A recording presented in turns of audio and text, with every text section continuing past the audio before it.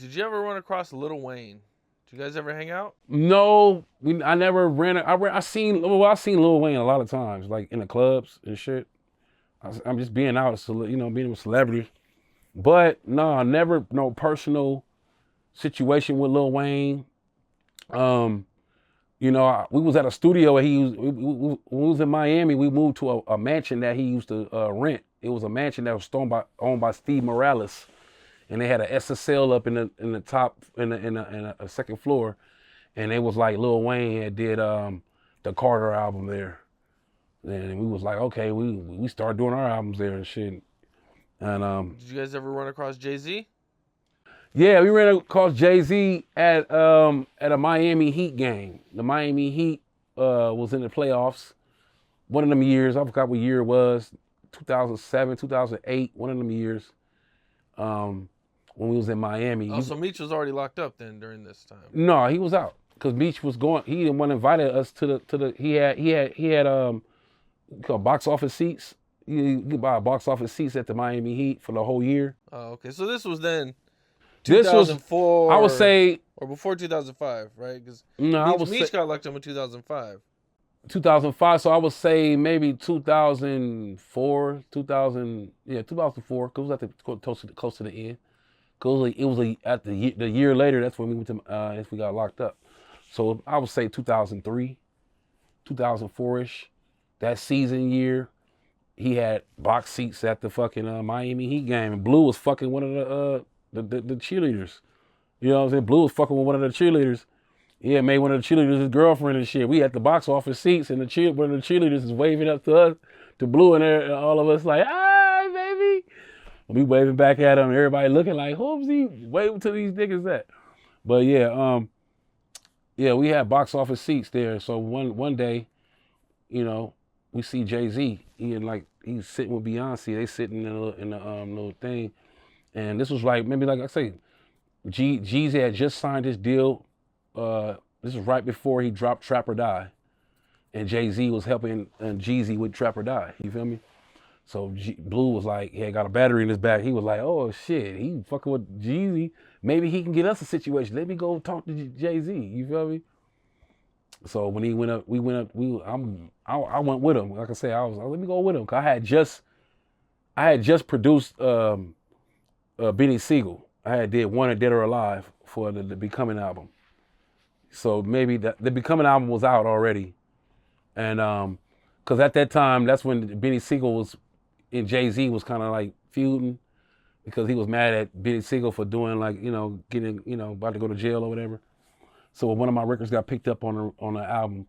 So, but I was like, man, I said, I'll go with you, man. I could just tell Jay-Z I'm the producer that produced on, I produced for the One of Their Alive record. I'm producing for you, Bleu. Let's get a meeting. Can we get a meeting? You know what I'm saying? So that's why. So we came down from the box offices, went up to him. Bleu shook his hand. He was like, Jay-Z, I want to get a meeting with you. Woo, woo. He was like, yeah, I heard about Jay-Z. He was like, yeah, I heard about y'all. And then Bleu was like, well, is y'all scared of us? Why y'all scared of us? And Jay-Z was like, we ain't scared of y'all.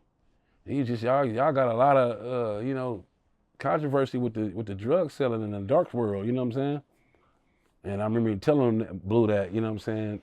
And Bleu was like, but he still was like, I'll take a meeting with y'all, so it never happened, you feel me? But yeah, that was my first time meeting Jay-Z, man. Like, I met Beyonce years ago. I had a publishing deal with Hitco.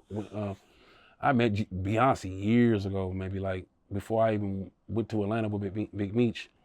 I met her at a mixer. It was a mixer for all producers that were major producers, and I was one of the producers that was invited. And I met her, and she was just telling us that she need publishing on this record and this record. Don't matter if she produced it or write it. And she played us 4 songs. Beyonce played us 4 songs. It was 4 bomb-ass songs. And she was like, none of these records are making it on my album.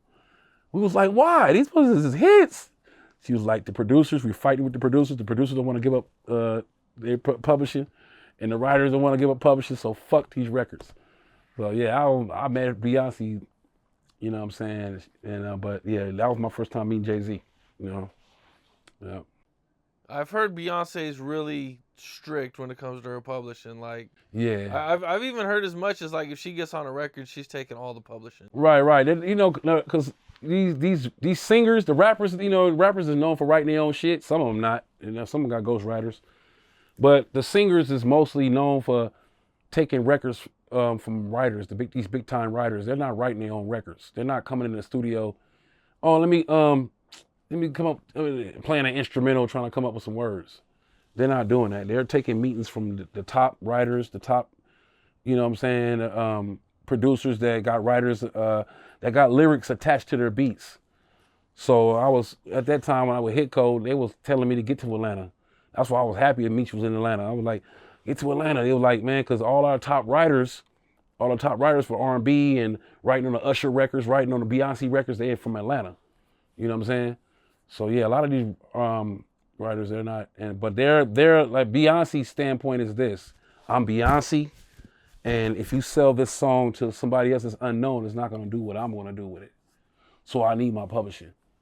You feel me? So yeah, a lot of these big time artists, these writers, they be like mad sometimes. They be like, man, I get paid more blowing up somebody else that's unknown than blowing up somebody that's big, because I gotta give up publishing and make adjustments to everything. But it is what it is, man. That's what these writers that's what these singers is on, man. You know what I'm saying? They like, you know, they don't give a fuck. You give them a record, they like, man, I need a certain amount of publishing or I'm not fucking with it.